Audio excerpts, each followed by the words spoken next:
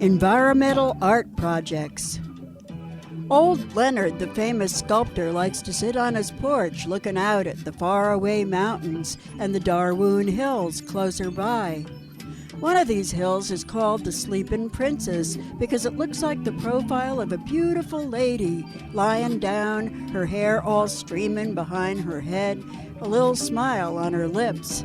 She's even got a very nice bosom made out of the hill next door.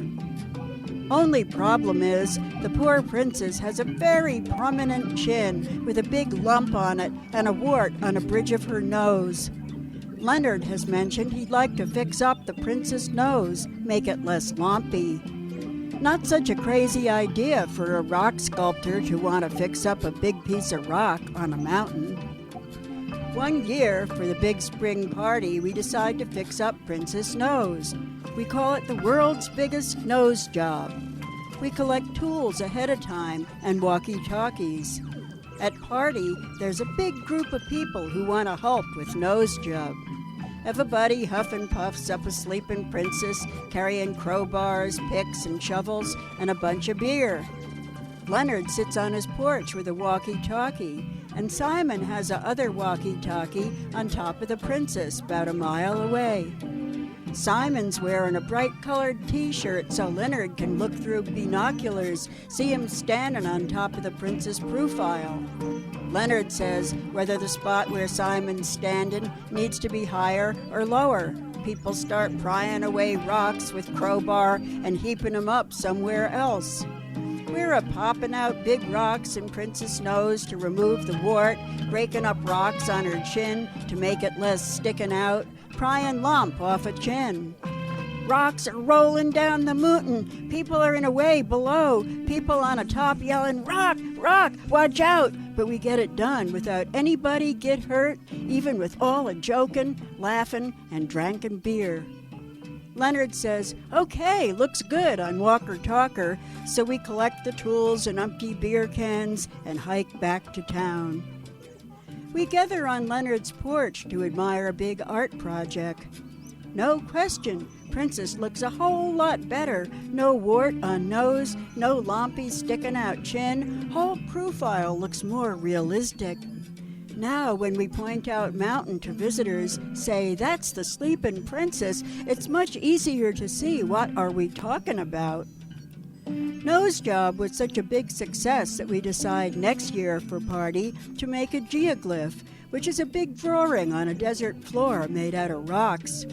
We're going to make a big fish with feet, the so-called Darwoon fish that people put on a bumper stickers. We pick out a little bare hill a couple of miles up the road out of town, across from the old mine that'll be good location for Darwoon fish. Nearby is a place with lots of big black rocks, perfect for make a picture on a side of a hill. We figure fish will be clearly visible when you drive into town. At a party, there's a couple dozen people helping with fish project. Some people load black rocks into pickup trucks, unload them over at Fish Hill. Other people are laying out rocks to make the fish. A few hours later, fish is done. We step back toward the road and admire it. Fish Geoglyph becomes another tourist attraction in Darwoon. We tell well-behaved visitors, be sure to notice the Darwoon fish on your way out of town. Some people may think it's a reference to ovulation, making fun of Jesus fish, but it's just a nice piece of art and a little joke about name of town, which is really named after Rasmus Darwoon Franch, a mine explorer who actually never even come to Darwoon. There's one person who gets to look at Darwoon fish every single day, and that's Jesse, who's caretaking at the mine. Even though he has a perfectly good place to live in a little bread truck up a wash at a bottom edge of town, Jesse's job requires him to live in a big fancy house on top a hill at the mine. Used to be the mine superintendent's house. Unfortunately, Jesse don't particularly like the Darwoon fish. Not because he's a Jesus freak, but because he's not used to see anything on that little hill, which now has a fish with feet on it every time he looks out a window. Well, too bad, we say. It's a piece of art, very good addition to Darwoon scenery. One day, a couple of years after the big fish project, I'm driving out of town, looking over to admire fish, and it looks kind of funny. I get out and walk over, take a closer look. It's not a fish anymore. The rocks are thrown all around. What's left looks more like a mushroom. I suspect right away that it's Jesse who mussed up the fish, but can't be sure, so I ask Clay to go and talk to him.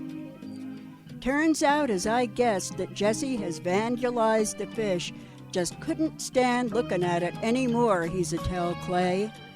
But he seems sort of sorry, since he knows we put a lot of work into getting the rocks, making them into a geoglyph. After a bit of negotiation, Jesse finally says, okay, we can go ahead, fix up the fish once again, and he'll just live with it. No more bad feelings. At that year's party, a bunch of people fix up the fish, even make a few improvements. A great big oi made out of a truck hubcap, straighten out legs and tail, better than before. Fish looks much nicer now. Maybe Jesse will appreciate it. Darwoon Fish is still a tourist attraction today, but more than that, it's become somewhat of a local shrine. When my music partner Mickey died, we scattered some of his ashes inside the fish, had a bagpipe player, and a little ceremony there. But when Jesse died a few years earlier, nobody suggested to scatter his ashes on a fish. Darwoon Fish isn't just a little inside joke anymore. In a far-away future, there will be stories about local natives long ago who made spiritual rock art, sacred fish geoglyph, alongside the ancient trail into Darwoon.